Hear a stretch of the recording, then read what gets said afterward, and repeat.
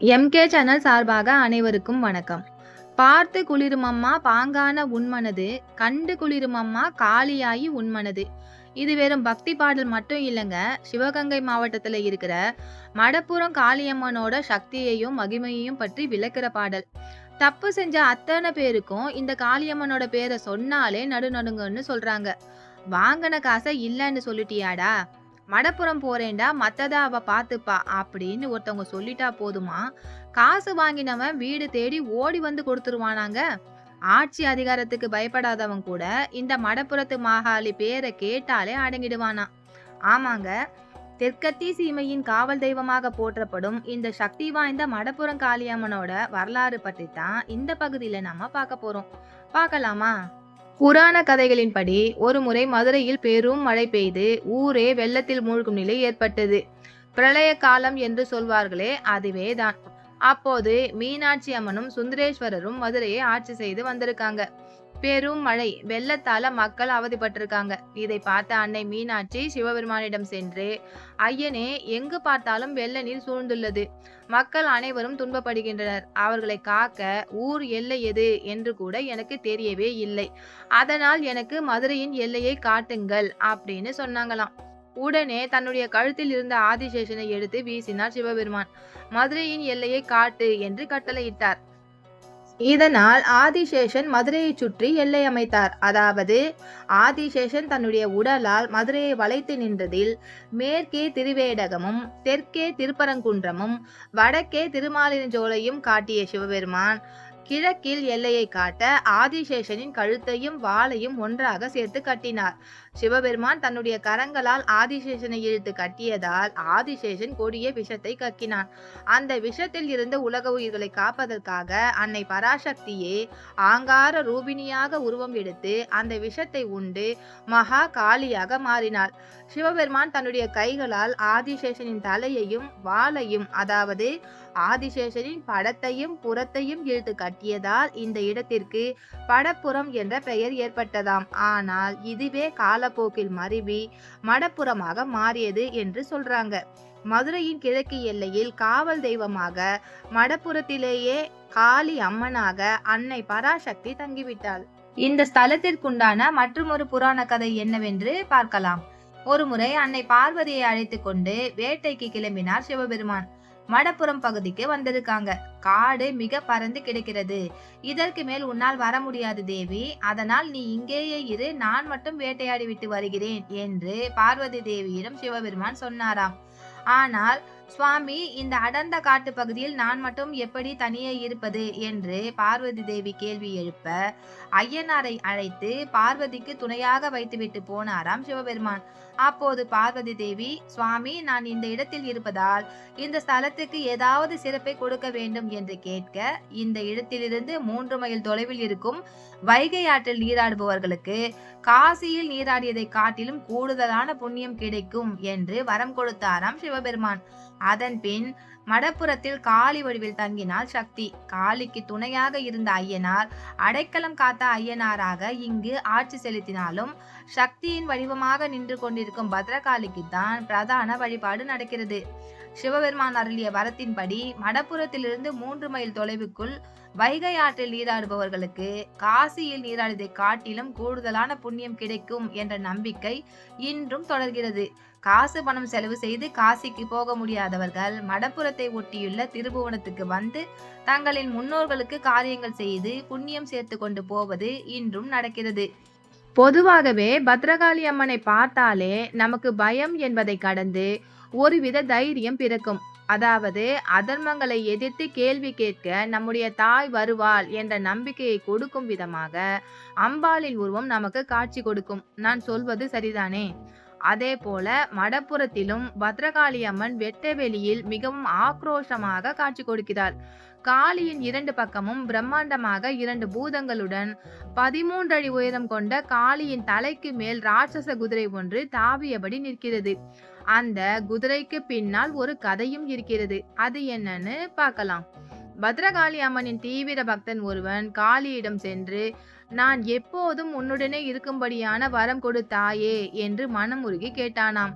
அவனது பக்திக்கு இணங்க காளி தேவி அவனை குதிரையாக மாற்றி தனக்கு நிழல் தரும் குடையாக வைத்துக் கொண்டாராம். இங்கு அம்பாள் தன்னை தேடி வரும் பக்தர்களை காப்பதற்காக வலது கையில் திரிசூலமும், அதர்மத்தால் தலை தூக்கி ஆடுபவர்களை அழித்த பிறகு மீண்டும் அவர்களை எழவிடாமல் எரித்து சாம்பலாக்குவதற்காக தலையில் அக்னி கிரீடத்தை சுமந்து நிற்கிறாள். காளி என்றாலே தவறு செய்பவர்களுக்கு பயம் ஏற்படும். அப்படியாக இந்த மடப்புறத்து காளியம்மன் துஷ்டர்களுக்கு மிகவும் ஆபத்தானவளாக திகழ்கிறார். அதனால இந்த ஊர் வட்டாரத்தில் இருக்கும் மக்கள் தங்கள் நியாயம் கிடைக்க வேண்டும் என்றால் இவளைத்தான் நம்புகிறார்கள். மேலும் எல்லா கோவில்களைப் போலவும் நாம் மனதில் ஏதேனும் நினைத்து விளக்கேற்றினால் அது நிச்சயம் நடப்பது போல இந்த கோவிலில் காளி தேவிக்கு எதிரே ஒரு மண்டபம் இருக்கிறது. அதில் பக்தர்கள் நெய்விளக்கு ஏற்றி வழிபாடு செய்கிறார்கள். இவ்வாறு செய்வதால் காளி தேவி அவர்கள் கோரிக்கையை நிறைவேற்றுவார் என்பது நம்பிக்கை. அடுத்தபடியாக காளி தேவிக்கு மிகவும் பிடித்தமான எலுமிச்சை மாலை சாற்றி வழிபாடு செய்வது மிகவும் சிறப்பு. காளி தேவிக்கு மட்டும் போடக்கூடிய மாலையில் 101 பழங்களும், குதிரைக்கும் சேர்த்து மாலை போடுவதென்றால் 1001 பழங்களாக பக்தர்கள் அணிவித்து தங்களுடைய பக்தியை வெளிப்படுத்துகிறார்கள். நமக்கு யாரால் ஏதேனும் பிரச்சனை என்றால் நீதி நியாயம் வேண்டும் என்று காவல் நிலையம், கோர்ட் செல்வோம். ஆனால் மதுரை சுற்றி உள்ள மக்கள் அம்பாளை தேடி வராங்க.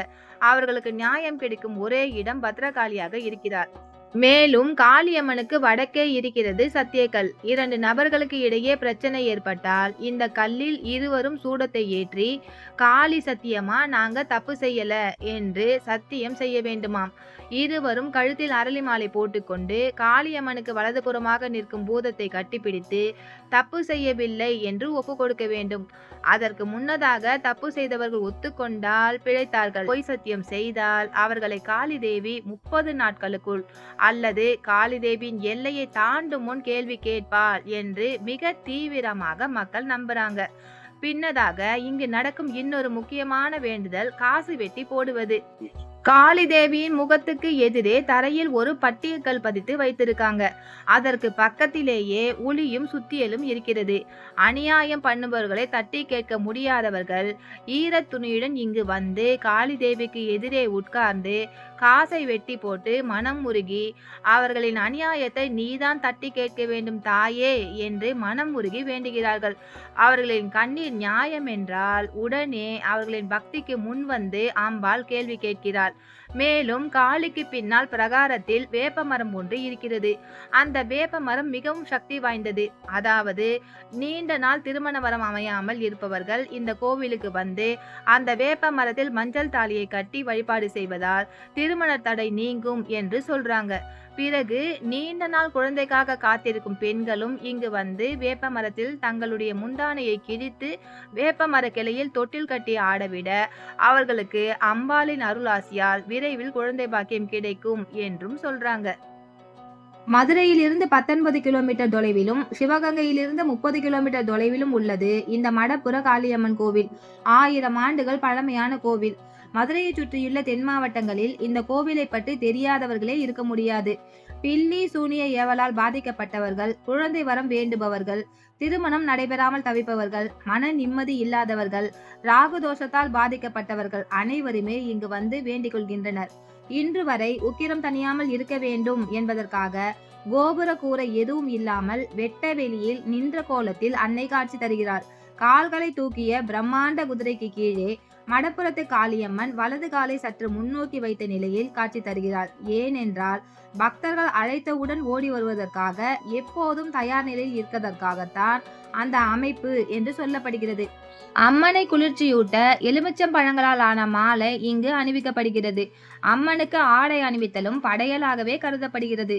இயற்கை எழில் கொஞ்சம் சோலைகளுக்கு நடுவே இந்த கோவில் இருப்பது மிகவும் சிறப்பு. மதுரை மண்டலத்தில் மடப்புறம் காளி என்ற வார்த்தையை கேட்டாலே தவறு செய்தவர்கள், அடுத்தவரை ஏமாற்றுபவர்கள் பயந்து நடுங்குவாங்க என்பது குறிப்பிடத்தக்கது.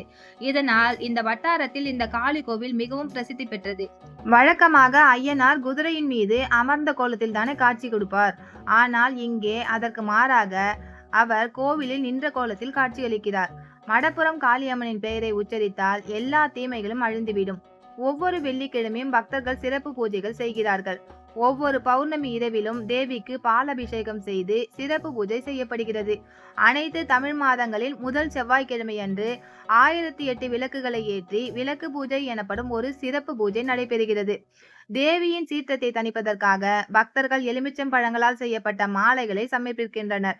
மேலும் அவர்கள் தேவிக்கு சேலைகளையும் அர்ப்பணிக்கின்றனர். வாய்ப்பு கிடைத்தால் வாழ்வில் ஒரு முறையாவது மடப்புற காளியம்மனை தரிசித்து அவள் அருளை பெறுங்கள். இந்த பகுதி உங்களுக்கு பிடிச்சிருக்கா? பிடிச்சிருந்தா லைக் பண்ணுங்க, கமெண்ட் பண்ணுங்க, சப்ஸ்கிரைப் பண்ணுங்க. நன்றி, வணக்கம்.